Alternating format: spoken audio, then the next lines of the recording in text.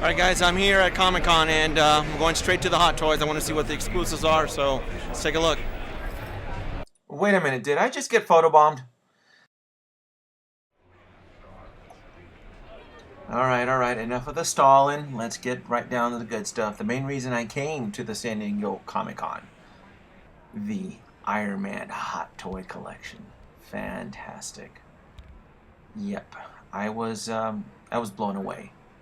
I was actually kind of surprised at the amount of crowd that was really into this.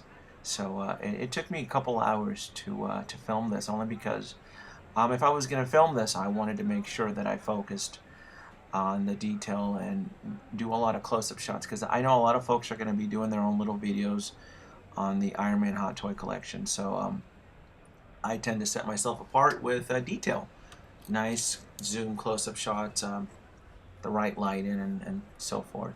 So that was Star Boost, or the suborbital Gemini suit. This is the Mark 42 suit, which I am drooling over. Cannot wait to get my hands on it. Did you see that joint on there?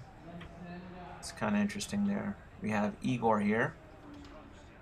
This guy's massive. It's kind of cool to kind of be there in person and see the scale and how big it is. It's almost, I would say, I would compare Igor to the Ironmonger. He's huge. He's going to take up a lot of space, and I can only imagine what his price point's going to be. I'm guessing $400 or $500, only because he's about the size of Ironmonger. I wanted to focus on his back there just to see the level joints. This is the Silver Centurion. I didn't see a price point on it, or even when it would be expected to be delivered. So didn't want to miss him from the tour here. Neat. He has that little dagger sticking out. War Machine Mark II before the repaint. Impressive. I will be getting him. This is a die cast. It's really hard though. I mean, one of my big challenges and kind of filming them was I wanted to show the high detail and see if the die cast metal would show differently than the plastic counterparts, and I really couldn't tell in person. If you guys can, go ahead and leave a comment or your feedback on that. I'm Patriot. Awesome. Did you see his eyes were missing? I'm assuming that he's going to come with two head sculpts on. This is the one where Rhodey's head is not in it. Great paint scheme. When I was there at Showsite, I did speak to a Sideshow Collectibles representative, and he did tell me that one of the reasons why these figures take so long to hit the consumer is because a lot of this stuff is hand painted.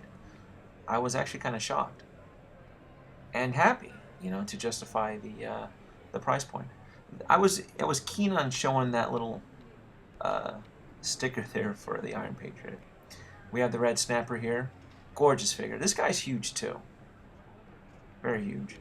And if you guys aren't aware, with the Iron Man collection, some of these guys are going to be in die cast. Some of them will be a power pose, and some of them will be the Masterpiece series. I believe the Red Snapper will be a power pose, very limited articulation, which is fine, since most of us collectors don't really play with it. I do. I'll confess, I do play. We have Heartbreaker back there. Great. Heartbreaker is being made out of plastic.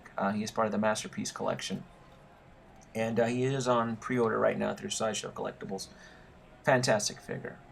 I know there's big debate on the forums as to, a lot of folks are big on die-cast and plastic. I have a die-cast figure of C-3PO, and I'm going to tell you right now, having a metal figure is fantastic. It feels realistic. It looks realistic. And here we have the Mark 42 Power Pose figure. Limited articulation. It's just mainly designed to just be displayed, which is fine. I have him on pre-order too, and I look forward to getting a hold of him. I think he's going to be really, really popular. Plus, he's affordable. At $165, it does make it a lot more easier for a lot of folks to get. This is the Mark 7 exclusive that sold out like in 6 hours. It was ridiculous. I remember sending texts and posting updates on my Facebook on folks to pre-order this. It's ridiculous. This guy isn't even out, and the amount of bids he's getting on eBay is just blowing me away. Tell that to everybody. Anybody who knows me personally, you have to pre-order. It's the only way you'll ever get a hold of these figures. This was pretty cool, the way that Sideshow was able to get the family together here. You got the Hulk, Loki, Thor, Captain America. I really like this shot, and it seemed to be the go-getter for photo ops. Took me a second there to get some shots. And we have the Chitauri. This guy, I'm going to predict, will sell out pretty quick, only because there's going to be a lot of us, including me, who are going to want to somewhat build a Chitauri army. Now, I'm not going to be buying 4 or 5 of them, but I probably will pick up 2, just because if the Chitauri are invading New York, you want to at least pretend you have an army. Can I justify it that way? Great looking figure. I was impressed. It seems that if you look at that pistol, the rifle, it looks like the same one that came with Captain America a little bit earlier. And I like that they're including the stands, the diorama rock stands. That's pretty neat. Agent Coulson. And then this is the Toy Fair exclusive here, the Star Spangled Banner Captain America. It was really important for me to make sure that I record the little paragraphs of writing that's on the other side of the shield.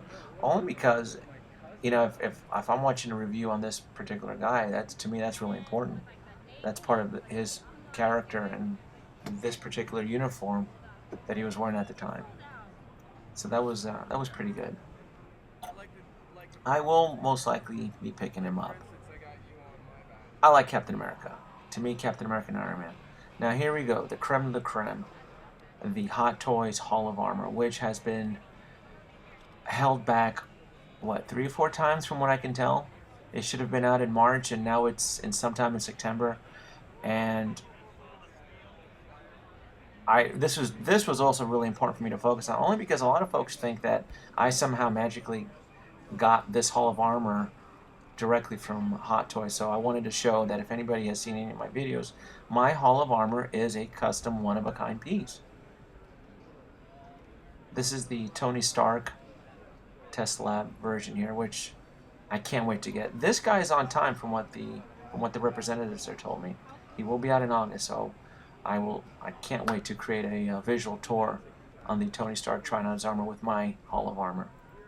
Now, listen to me carefully. I'm not hating on the Hot Toys Hall of Armor. I look forward to it. I really, really do. I think it's great that they have their own version. I even pre-ordered one of the chambers only because I want my War Machine to sit in an alcove. I will not be buying all 7 of them. My personal opinion, being there and getting these close-ups, is that it does look kind of cheap. I mean, look at that. It really does. And it was really important for me to focus on the lighting effect. These lights aren't really bright. It looks dim. And it was plugged into an AC, so I don't want to hear any excuses that it was on battery. So, that's it, guys. Thank you. Click, subscribe, leave comments, and I look forward to more videos.